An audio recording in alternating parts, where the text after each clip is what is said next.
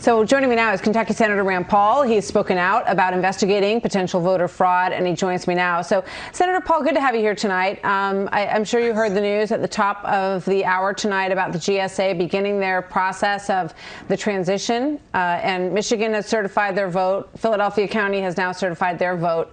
But the president said there are still outstanding cases that they want to continue to pursue. And you hear in this instance, this mathematician, just really looking at this mail-in process, which in some aspects is very perplexing.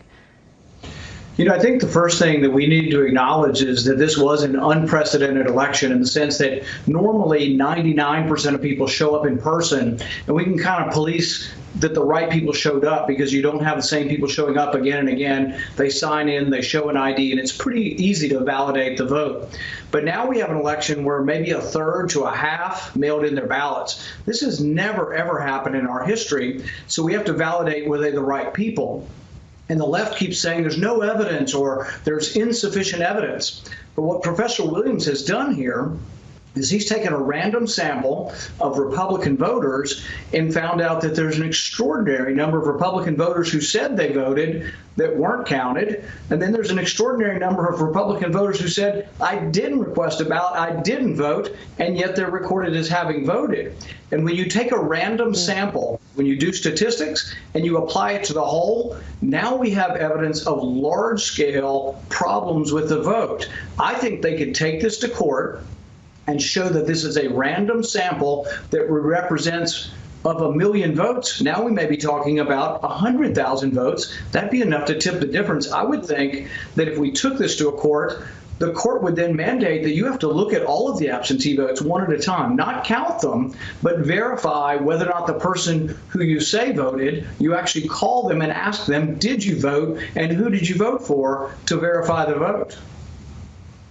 Yeah. I mean, it's mind-boggling, actually, how much room there is for these kinds of mistakes. And you hear these things anecdotally, so it's very interesting to hear this sampling of these numbers and what it adds up to from this professor. The president indicated in this tweet tonight that they've started the GSA transition process.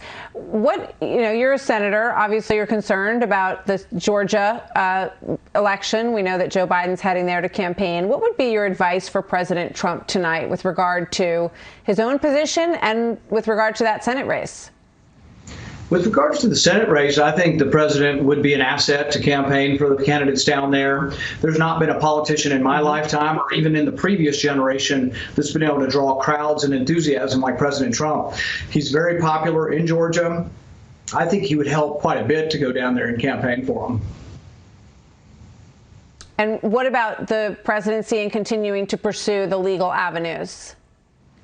I think that this is an unprecedented election. We've never had one like this. When a third of the people vote by mail, yes, we need to validate that those are the correct people and they actually did vote. If we're not willing to do that, it means we're really not willing to examine this election in its extraordinary fashion.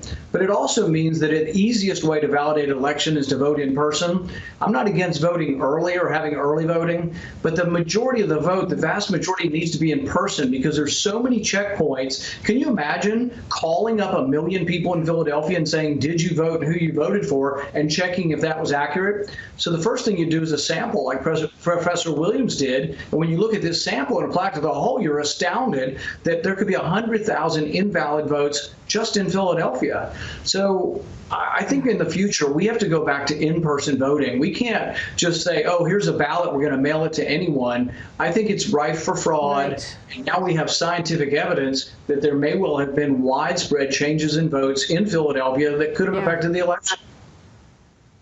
Well, I mean, we know Jimmy Carter and James Baker both did a study way back and said, mail-in voting has a huge potential for fraud. So we need to get this right. Before I let you go, you said on Outnumbered Overtime today, it's getting some attention, there's no indication any lockdowns have slowed this down with regard to the virus, obviously. I think the Wall Street Journal put it best when they said the virus is insidious. It's largely spreading regardless of human behavior.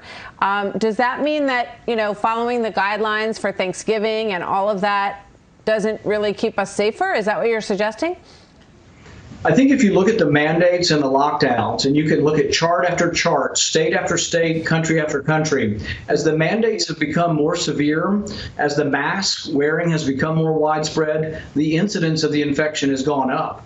We're going up exponentially now despite all the mandates. So you can argue there may be some benefit, and I think there are benefit to N95 masks. The other masks don't work, and there would be benefit if you are at high risk to wear one. But having everyone wear one is not a good idea in the sense that I don't think is necessarily helping. It's incredibly invasive. And one point on your herd immunity, your doctors were saying we need 2/3. Well, in New York City, 1/3 of the people have antibodies. So it may be that you get to herd immunity much faster with only 1/3 being vaccinated. I'm still for everybody being vaccinated. I think that's a great point. Having the choice of it. Yeah. But it's interesting that we have a lot of antibodies out there, and many more people have had this to actually know it. Yeah, and if you did massive antibody testing, you probably could get the vaccines to the people who need them more effectively, and you would reach immunity in a quicker way through that way. Senator, thank you. All right, thanks. Yeah, go ahead.